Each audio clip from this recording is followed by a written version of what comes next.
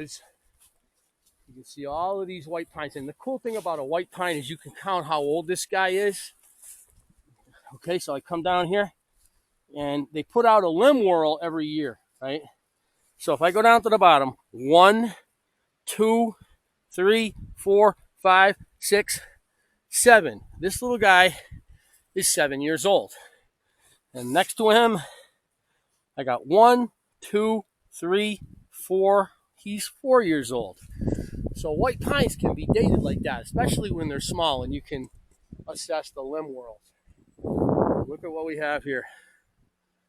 A couple of the citizens of this community. Look at the really old stones here. Looks like they were made on sandstone slabs. Barely readable. You have to rub them. Levi, the son of Lyman.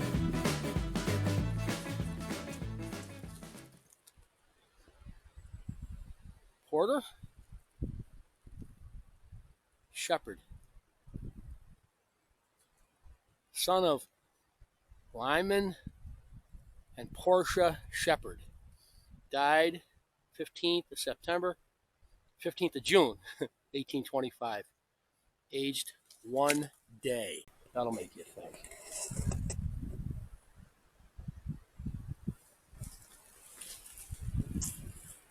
Children that died that young typically didn't even get a stone, or if they did, it was about as big as a brick. And interestingly, I've always thought this cemetery was poignant or spooky or whatever you want to call it, because it's filled with mounds where the graves have collapsed. Dolly and Sally Curtis.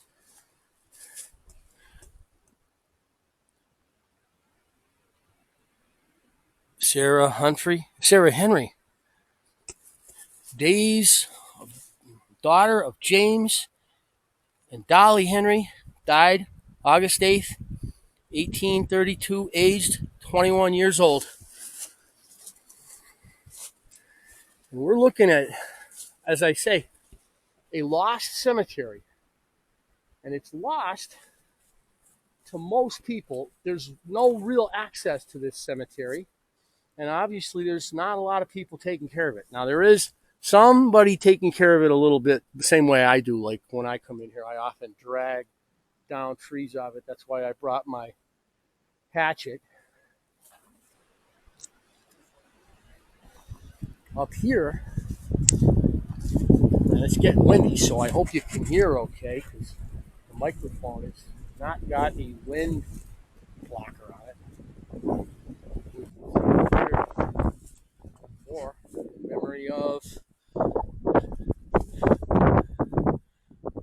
Donner, Colonel Adonner A.M.J. Boyce, who died in 1826.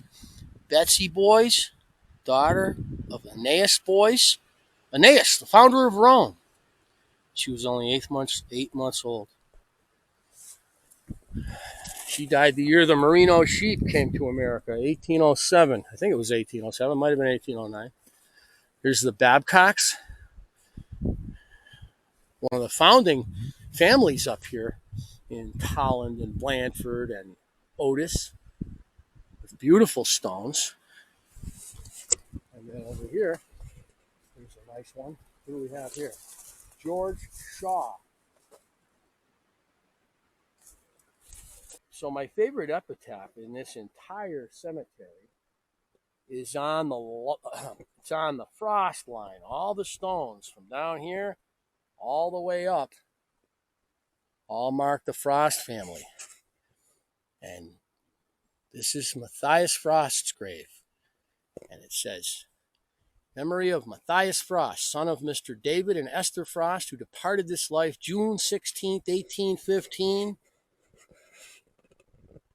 That was on the very day of the Battle of Quatre Bras and Ligny. Napoleon's great victories, 2 days before the Battle of Waterloo. when Napoleon was brought low by the Duke of Wellington, the Iron Duke.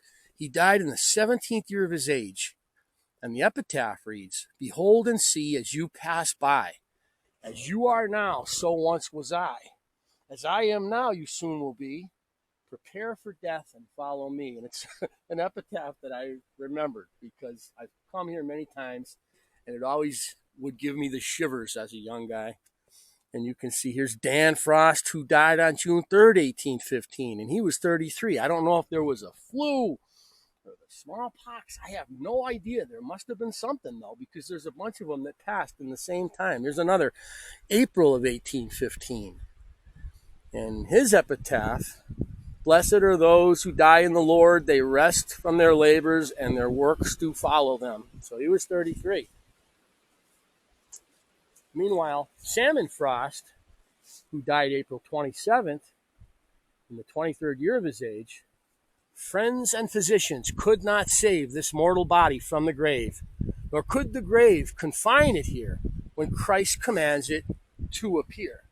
These things are really spooky to check out when you're out here in November like I am, and you have Ariel and Rhoda, David Frost, 82 years old was David.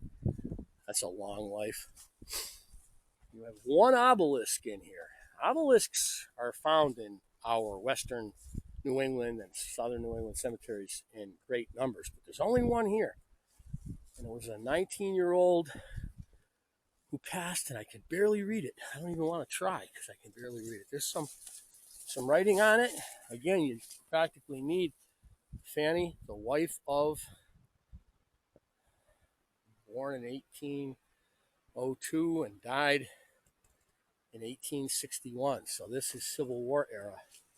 And by the Civil War, the world had really passed by this area. The merino sheep mania was on its way down. It was the last gasp of it, as they provided wool for the uniforms of the Army of the Potomac or the Army of Northern Virginia, because, you know, good old Yankees will sell to the highest bidder. You can see, as you look around in this cemetery, somebody's been in here trying to preserve and protect it. But if somebody doesn't take out these white pines, which are now at the oldest 7, 8 years old, this is going to be a thicket, and that's not going to be good for anybody. So, Margaret, we can see the sun declining in the west, and right down there is that pickerel brook that I talked about coming in. And this old cemetery that just kind of molders here with its sugar maples and the stone detritus of its past, it remembers a community, and a big city just to our east has decided it would prefer to allow the community's memory fade away. We do see somebody out here. They put up a box of flowers, and they left a plastic watering can so they can go down to the brook below and get some water, and I like that, and a cross. It's interesting to note that there aren't crosses in this cemetery, though, isn't it? There are no crosses in this cemetery, even on the graves, because we're talking about, for the most part, Congregationalists who look at the cross as idolatrous. You don't want to put a cross on a grave. That's something those papists do, those Catholics.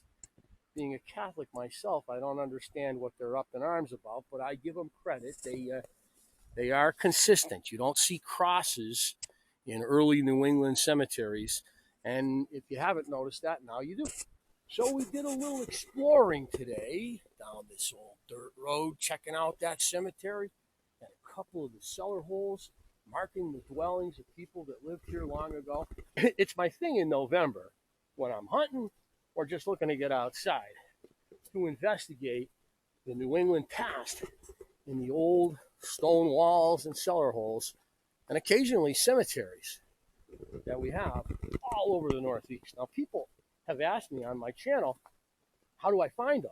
Well, basically drive down any road through a state forest and keep your eyes open. you will see stone walls.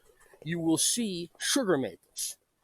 The stone walls and the sugar maples mark human habitations. You might want to park your car in a convenient spot and get out and stumble around a little bit. Now, don't fall in a well, but stumble around a little bit, and I'm guaranteeing you that you will find, in addition to some nice edible mushrooms like that lion's mane that I'm looking at right there. Is it a lion's mane? No, it's not a lion's mane. It's fall oysters. I'm too late to harvest those. But yeah, you'll find old cellar holes near the stone walls. Dead giveaways are apple trees at this time of year, and apple trees have a real scraggly look. They tend to last a while when the forest starts to overgrow. And there are some here, but they're down the other side of the hill.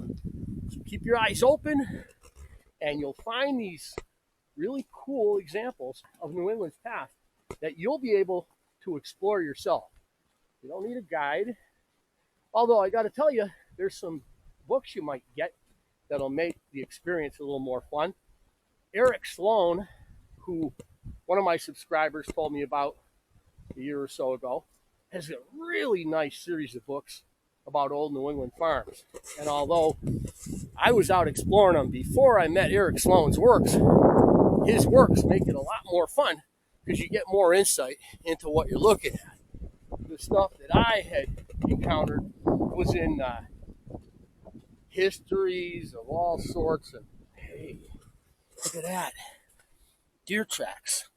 I literally just walked down this road, and now somebody has walked across the road after me. Interesting. And it is hunting season. But I'm not hunting these guys because I'm going to play, ooh, mushrooms. Look what we got here. Those are fall oysters.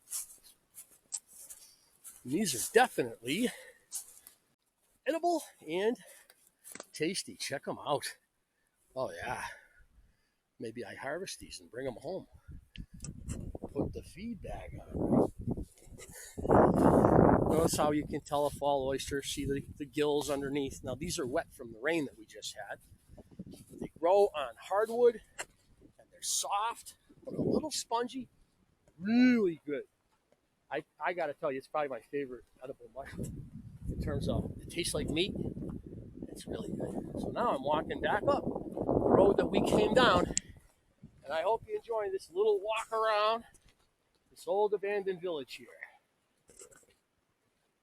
There'll be many more. If you like it, I mean, I don't know. I do. But don't wait for me to do it. Go out and find one for you. It'll be quite rewarding. You're just looking to get outside and walk around.